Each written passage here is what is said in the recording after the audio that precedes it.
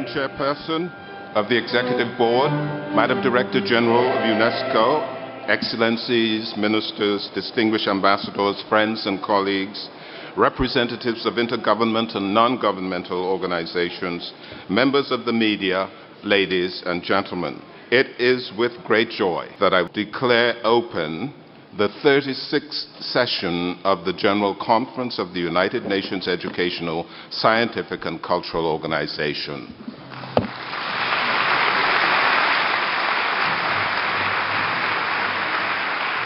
Now I have the pleasure to hear the Director General. Madam Director General, you have the floor.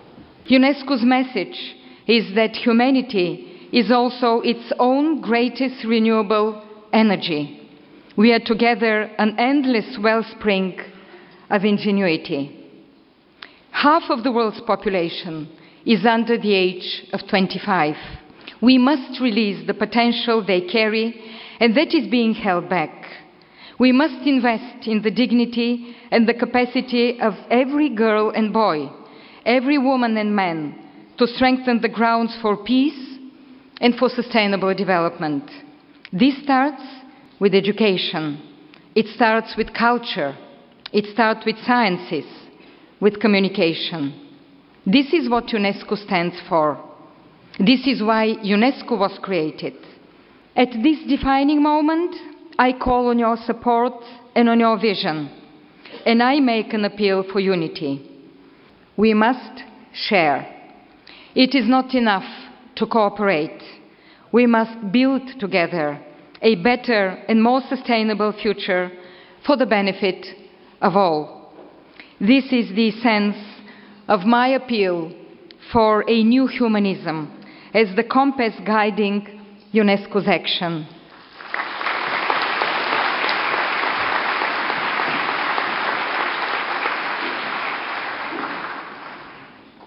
And now I would like to give the floor to the Minister of Education of Bahamas, His Excellency, Mr. Desmond Bannister. The floor is yours, sir. Thank you, Madam President, Madam Director General, Excellencies, colleagues, distinguished ladies and gentlemen, good afternoon. I'm honored to have this opportunity to address you at this 36th General Conference and to thank all of you for the support that you have given to a fellow Bahamian and world citizen, Dr. Davidson Hepburn, during his tenure as President of the 35th General Conference of this venerable body. You will agree that Dr. Hepburn executed his duties with great passion and that he embodied all of the values which UNESCO stands for, namely peace, respect for culture and the environment, and most importantly, promoting equality of all people of the world. Although he has only recently demitted office, Madam President, I am certain that he will continue to promote these ideals, even if he embarks on what now appears to be a promising career in music. We are thankful that through Dr. Hepburn's efforts, UNESCO hosted two significant events in the Bahamas: the UNESCO Handicraft Exhibition and the Experts Meeting on Climate Change and Sustainable Development in Small Island Developing States. The Experts Meeting permitted us to actively participate in the dialogue on the critical issue of climate change and to benefit from the vast pool of knowledge which was readily available during the conference. The handicraft exhibition highlighted the fact that this industry may significantly assist in our quest to eradicate poverty among the youth and among the marginalized in society. Accordingly, we have this month completed the construction of a new straw market in historic downtown Nassau to accommodate 544 vendors and craftsmen. We've also passed legislation to ensure that only indigenous products may be sold in this new market, as we view the development of the handicraft industry as a vehicle which will permit us to create new opportunities and linkages for Bahamian artisans and entrepreneurs. Madam President, we're less than 2.5 years away from the close of the United Nations Decade for Education for Sustainable Development. In the Bahamas, we've worked steadily towards the achievement of the goals to which this period subscribes. Every child in the Bahamas now has access to free primary school education and free high school education in their community. Having achieved these access goals, we have now focused on educational reform to ensure that education in the Bahamas remains relevant to the needs of our society. At the same time, we have initiated a number of programs to uplift boys, since on a national scale, boys lag behind girls in academic achievement. Our reform encompasses preschool to tertiary education.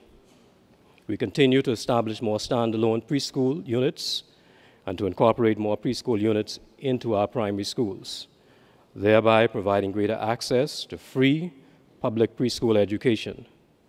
Madam President, we believe that if a solid educational foundation is provided for the youngest children, we will be investing in a brighter future for all. Madam President, we remain mindful that students with special needs require quality education also. Accordingly, a very important component of our reform plan is focused directly on that population. We continue to integrate special needs units and autistic units into preschools and primary schools, and pre-vocational units for special needs students into high schools. I'm pleased to report that our Center for the Deaf has incorporated the production of straw craft into the curriculum. The quality of the work that is produced by these students is exceptional and affords them the opportunity to be self-employed in this multi-million-dollar industry. Madam President, technical and vocational education offerings are being streamlined with national development goals so as to ensure that we have a technically skilled workforce. And this year we have opened a career academy as a major thrust in equipping students with skills for the job market in the areas of hospitality management, construction trades, and business studies. Madam President, in the Bahamas, much of our curriculum has been indigenized with a view to ensuring that students may acquire global concepts easier within a cultural context. In this respect, we have developed language arts material that has won a Commonwealth Best Practice Honorable Mention Award for content. Madam President, I conclude by saying, like you, we firmly believe that education is an indispensable element for achieving sustainable development. Accordingly, we continue to invest the lion's share of our national budget in education so as to ensure that we remain focused on the task of educating global citizens. Thank you and good afternoon. Thank you very much, Your Excellency.